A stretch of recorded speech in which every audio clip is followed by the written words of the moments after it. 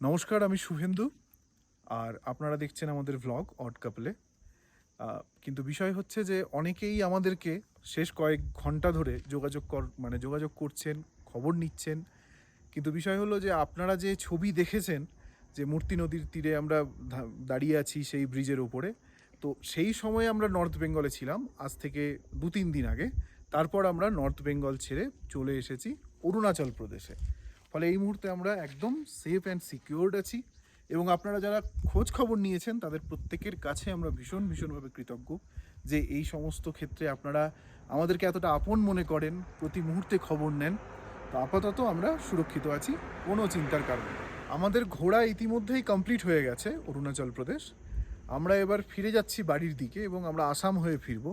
তো কোন পথে ফিরবো সেইটা একটু আমাকে এই মুহূর্তে ক্যালকুলেট করতে হবে, কারণ যেটা শুনছি যে নর্থ বেঙ্গলের বিস্তীর্ণ জায়গা এই মুহূর্তে একেবারে প্লাবিত।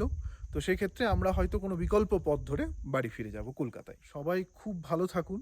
আর এই মুহূর্তে উত্তরবঙ্গের যা পরিস্থিতি কি বলবো বলুন তো।